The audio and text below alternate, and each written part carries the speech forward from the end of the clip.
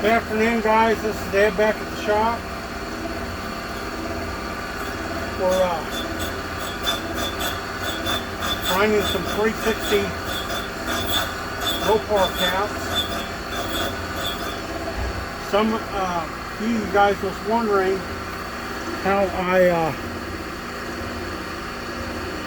you can see how coarse the finish is there, like they machined it in rapid traverse at the factory.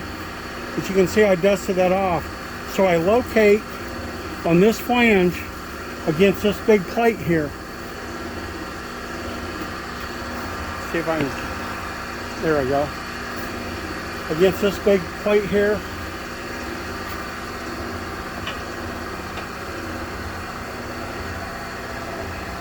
So we're square. I talked about that in previous videos, but people were wondering how I did that. I just made contact. I'm going to take a look at it. Okay, you can just see I'm just starting to make contact.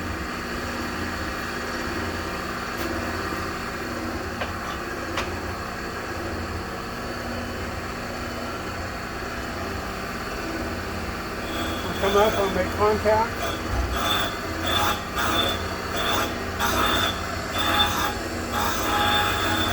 You don't want to exert any force on this, you just want to let it, you can see I'm just kind of letting that float in my hand.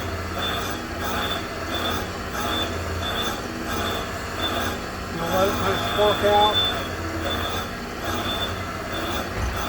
We're still cutting a little bit, but that's pretty well good right there. There you go. You can see how far that factory tolerance is off. I'm going to cut a little bit more.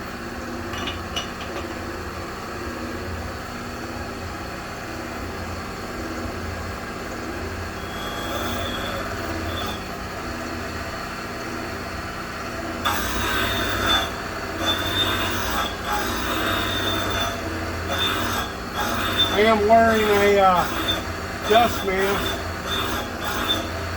trying to cut down on breathing all these particulates. I'd say if you guys are grinding, using chemicals, please try to wear a nuisance mask. There we go. That's pretty nice right there. That's probably a little more than I need to go, but I just, for the sake of video, and I wanted to show you what we're doing. So we're going to go through here and we're going to grind all the sides.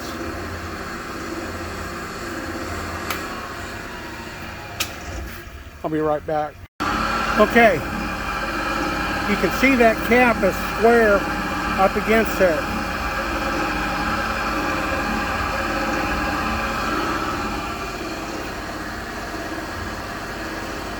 Already ground one.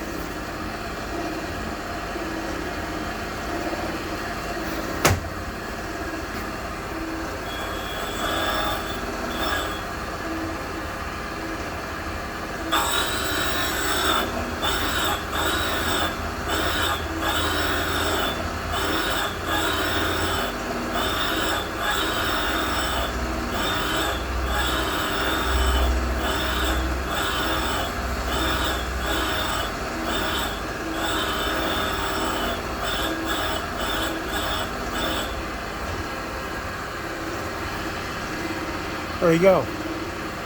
That cleaned up really nice.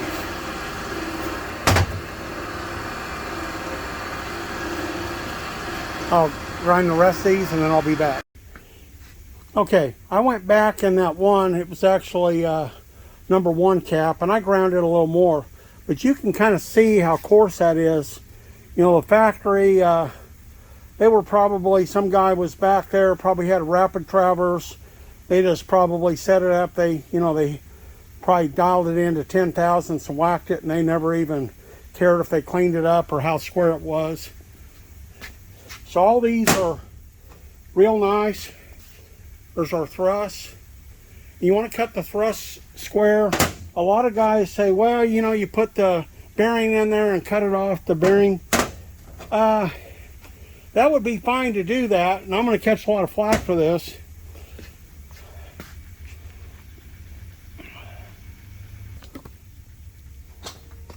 that would be fine to do that. But the problem is those thrust flanges aren't true. So not for the accuracy of the main bore. So, and anyways, and you guys all know that the when you torque them up, the thrust flanges move in and out, and you know, you experienced engine builders, you've seen things like that. So anyways, this is all true to the face. The face, they did a pretty good job, and you know, it wasn't too bad. It wasn't quite like the sides. So we're going to do that because that surface goes on the registers, and that's where they originally set up and line board it. So we're going to set up off of those bores, and this is how we're going to true it up when we do our line home. Anyways, thanks for watching. I'll be back when I get the rest of these caps ground. Y'all have a great day.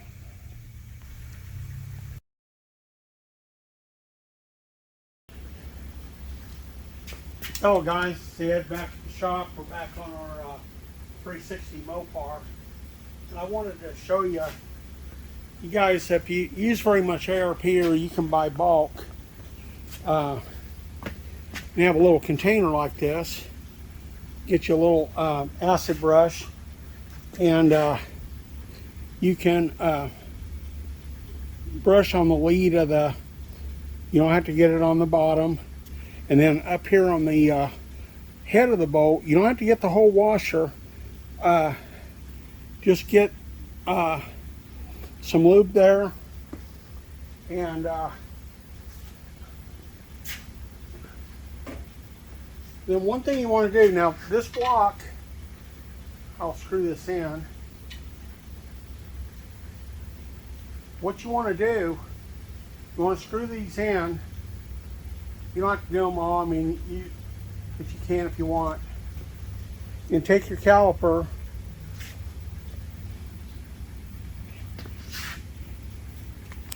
look at this. Take your caliper and measure between the face and the, it doesn't have to be exact, but close. And I've got about an inch, 860 thousandths, 58 thousandths. Take your cap and measure, and this is 2 1/4. Well, a little less, about 2. I know you guys are gonna get on me for not being exact, but it's 2 inch, 242 thousandths. And so the reason you're checking that, you want to make sure that you're not bottomed out in the threads. And of course I tap these, and on this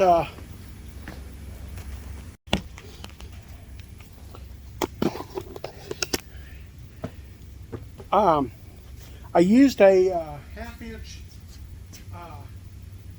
plug cap. I'll find it here.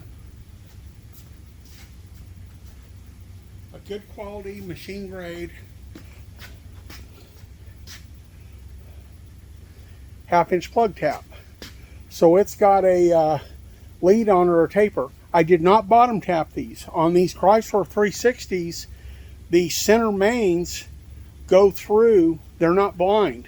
So that's obviously a weak point to start with. So there's no sense in weakening the bottom of that thread down in there. Just clean the threads out, make sure you have enough engagement, and you don't need to bottom tap these. I wish they would have left them blind. Who knows what the brain surgeons were thinking when they made these blocks and machined them, and obviously they're tapped way deeper than they need to be. Okay, so anyways, so we know our protrusion, we're good, we're not going to bottom out, and I've screwed that down in there. You don't really need to, and I've probably got more on there than I needed to have.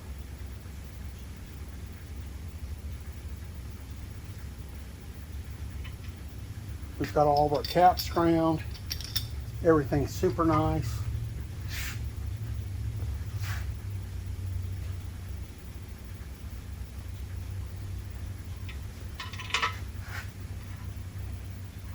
put these on here, and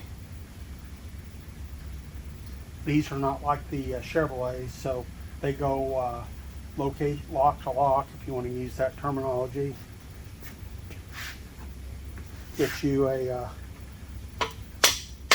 plastic mallet.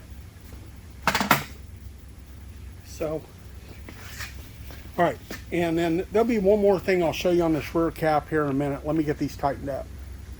Y'all can tighten these up any way you want. I usually start in the middle, and I'm right-handed, so I usually start with my block to the back of the block to my left, the front to my right. So I start there, I start away from me, go 1, 2. First torque on these bolts is 35 pounds. They're ARPs. I'll give you the part number. And so I go there in a sequence. When I build the motor, I do the same thing. Everything's a sequence. When I machine it, I go back and I torque everything the same. That way, I'm duplicating things the best I can. So that's just how I do it. I start in the middle and work, and I always go through all the steps, never skipping anything. So let's get these torqued up.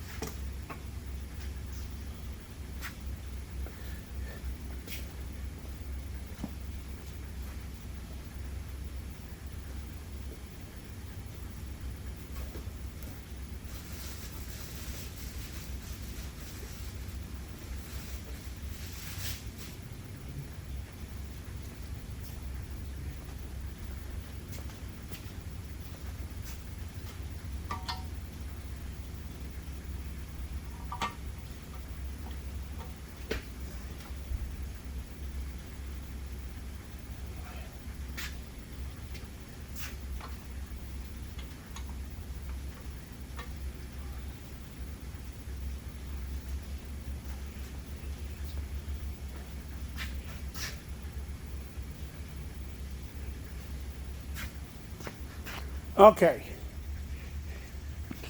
I left that on. I'm sorry about that. One thing you guys want to, if you use these bolts on a Chrysler, you can see, I don't know if you can get in there, the top of that bolt is holding the oil pump. Guys, don't do that. You won't have any oil pressure. So one of the things you can do, you can put your stock bolt in there. You can take the washer off. Let's take the washer off and see where we're at. Okay, you can see there,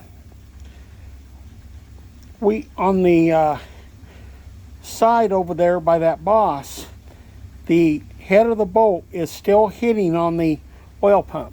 Now this is my oil pump. Just took this out of inventory. It's a Melling high volume. So we're going to have to grind that pump to give it clearance. Okay, and bring that into focus there. You can see I ground that a little bit, covered my hole up there. This pump will be taken apart and it's going to be blueprinted anyways. Okay, I put a little white lithium grease on there, and I'm going to put that on there, and then we'll see if it we still have clearance. Okay, I don't know if you can see there. That pump is now up off of there.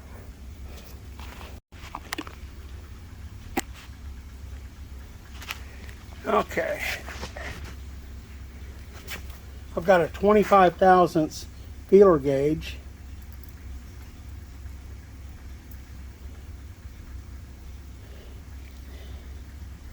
You can see I got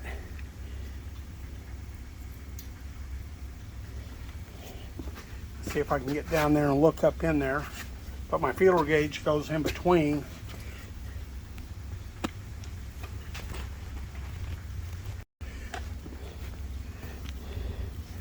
Okay, there you can see we've now got clearance between that boss. Let's see if I can show you here. Between that little rib there, it's more like a rib in the casting. So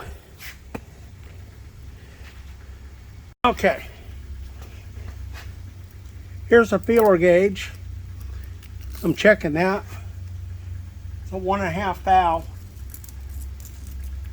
and you cannot get a feeler gauge between there, so it is clearly sealed. So our pump will make pressure and will not bleed off there. This is an important step. There are several ways to fix this.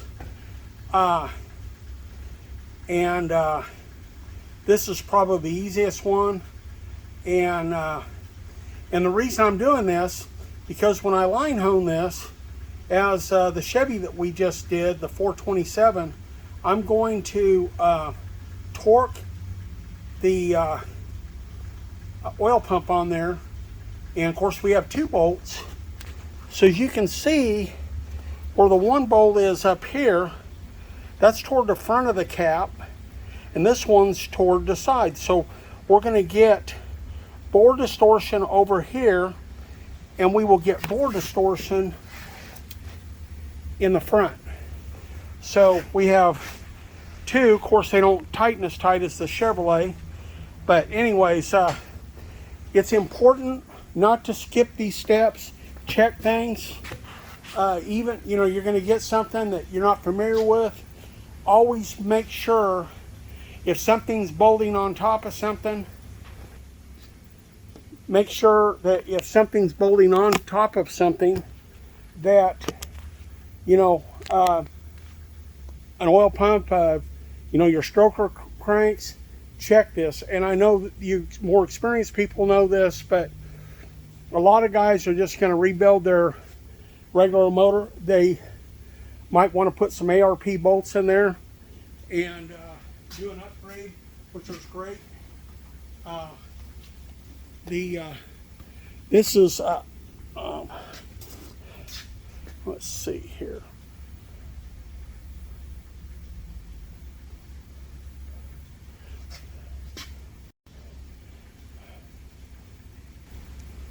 Okay, there I go. That is the 140 5003. These are the hex head. They do make a 12 point. I like the hex head. I think it's fine. They use the same bolt for 273 through 440. I think this is an absolute must. Bare minimum essential for any Mopar engine. You know, stock bolt torque is 85 foot-pounds. This is 110. And you know, you can vary torque. Some of these old blocks don't like 110. So if it feels like that might be a little stretchy, back it off to 100 or 105. You all know that. Don't pull the threads out of things. If something doesn't feel like it's torquing, back off on your torque. But I built a bunch of these in the 105, and they're just fine. So anyways, but that clamping force, that's a must. That's going to keep those caps to that block when you're under acceleration. And we know how we like to be under acceleration. Okay, I just wanted to show you guys. There's our grease, and you can see that our head of our bolt is clearing. The only thing that disturbed that is where I put the feeler gauge in there. So we're looking good to go. Okay, Another thing, and I was going to do this off camera, but I want to show you guys the proper procedure. If you take a washer out, that's going to change your height. So take your caliper. Trying to do this one-handed. And that's an inch, 952 thousandths. So the side that bolt goes in without the washer, and that is 2 inch, about 1/17. So we know that we're not going to bottom out in the bottom of our hole.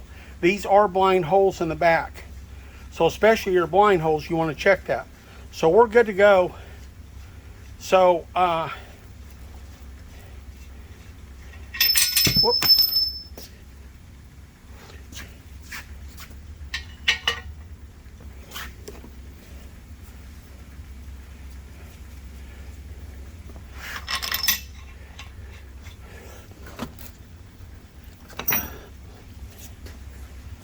I have one of these Nicholson hammers. I've had it for years. The black side is a hard side. The white plastic side's a little softer. Works really good.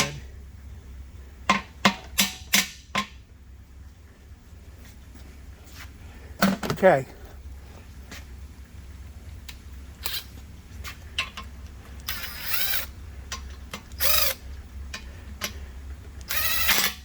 I was going to show you one more thing. Okay, there's a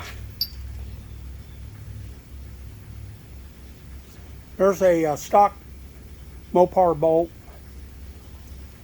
and what I'm going to measure the effective, the washer on the flange.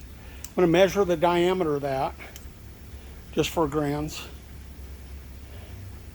and I've got about 700 thousandths. I don't know if I can get this on the 700 thousandths. That's the part of your bolt that works like a washer. There's the flange on the ARP. Let's see if I can get out there to the edge of that radius, that flange. That is 805 thousandths. There you go. So, even though we don't have a washer on there, we do have more clamping surface. That's something to keep in mind. So it's going to be more effective clamping that cap than even a stock bolt on the flange part, even though it doesn't have a washer. Okay. Okay. This is 35, 70, and 110.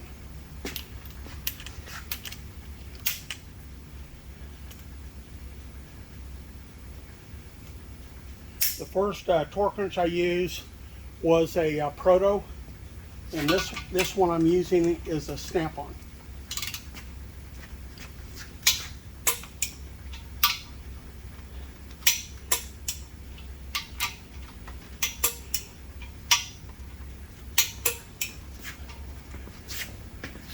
Yeah, you can see my sequence.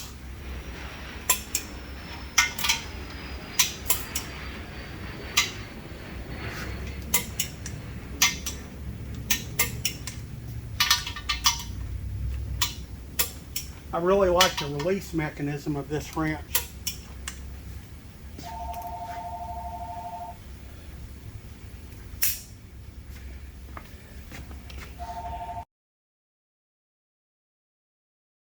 Okay guys, this is Ed back at the shop, and we're on our little Red Express 360 doing a line hone. I had to recut all the caps today. I cut them yesterday, but anyways, it'll be a while since I have this job done before I put the video together, but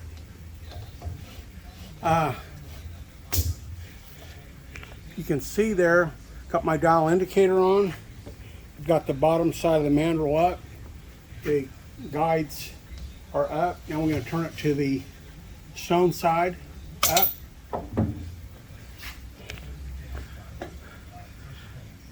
There you go. We're setting on 0. I'm about 3 and 0. Close enough. And some people say you don't do it this way. You're supposed to put the dowel pins in the mandrel, and I've got the pins. I know all about that. But this is typically, if you get this between 0, that's showing about 1. And it varies a little bit. You know, you take the tension off the stones and let it expand, but it's basically there. So there you have it. That mandrel is basically within a thousandths of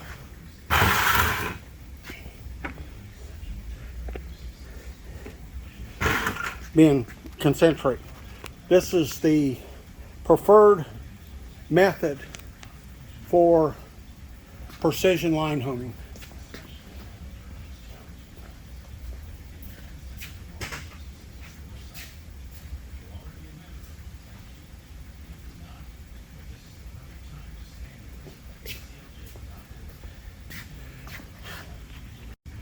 Okay,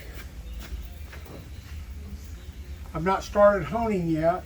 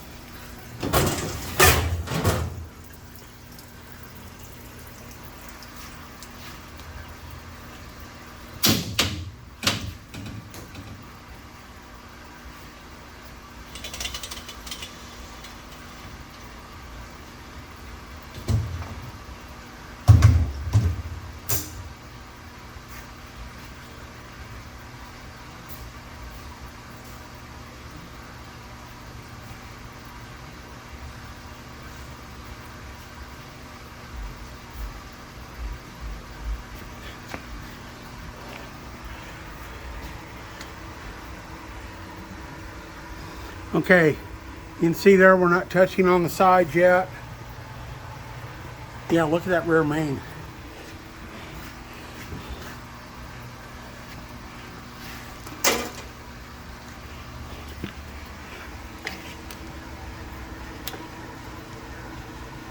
Touching there pretty good on that side.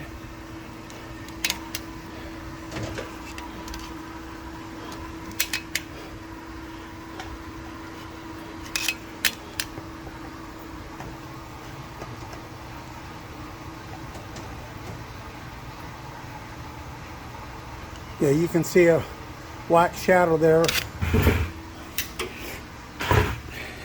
Let me do a preliminary measurement and I'll be right back. Okay, I want you to show you that shadow in the block, cleaning up on this side in the block, but not that side. There you can see it more over there. I'm going to flip the block around. Oh, I'm within about 2 2/10 to about 2 1/2. So let me turn it around.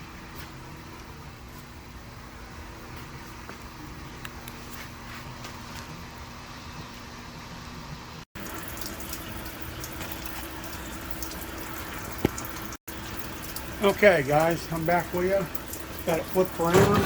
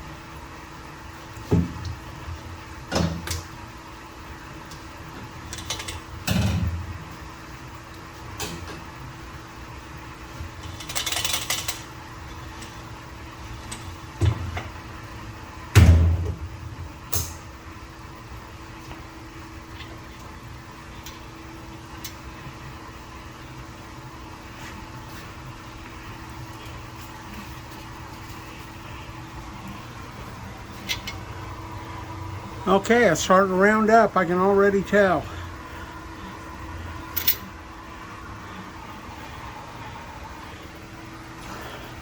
I'm going to use the dial bore gauge. We'll check it out. I'll be right back. Okay guys, I'm about 1 2/10 to 1 4/10. So I'm within a couple of tenths straight.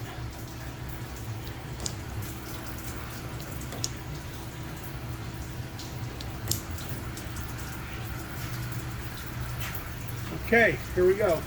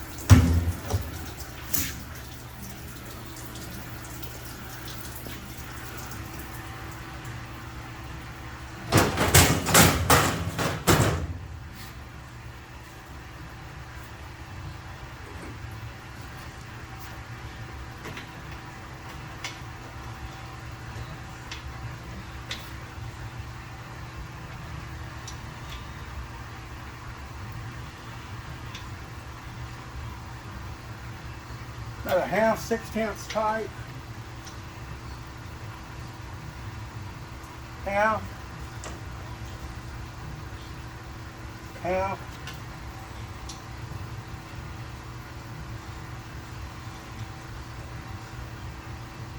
3.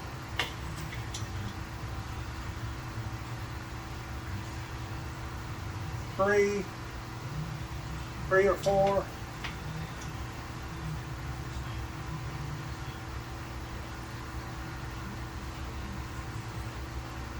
5, about 6. So let it cool. I may have to cut these two a little more, give them a dusting, but I'll let it cool for a little bit and I'll recheck it. We're going to put some serious pressure on it. You can see our sides are cleaning up.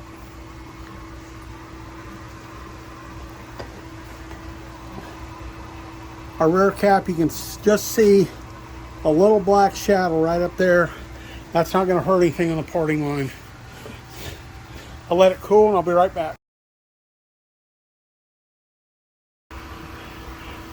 Okay guys, this is Ed.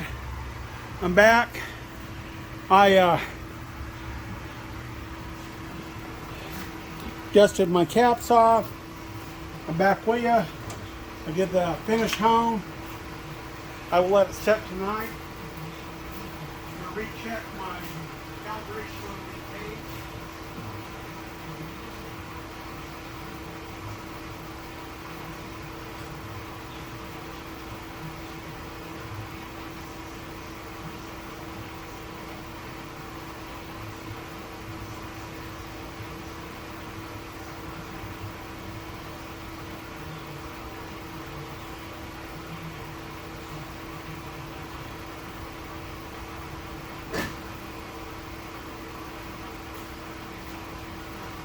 Okay, we're on 0.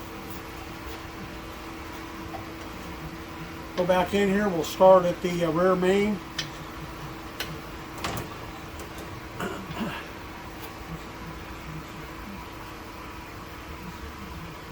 Zero. 0.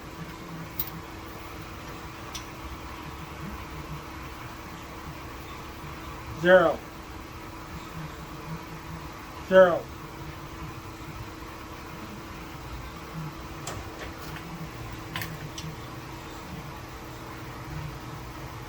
About a half a tenth. Those two were trying to get big on me. I just knocked a couple of tenths off them. 1/10. Maybe a tenth and a half.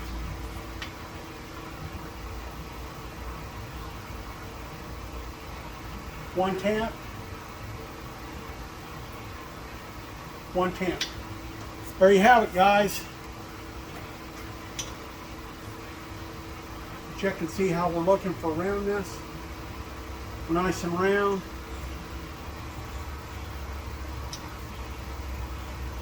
Yeah, we're looking good. So I'll let this cool tonight.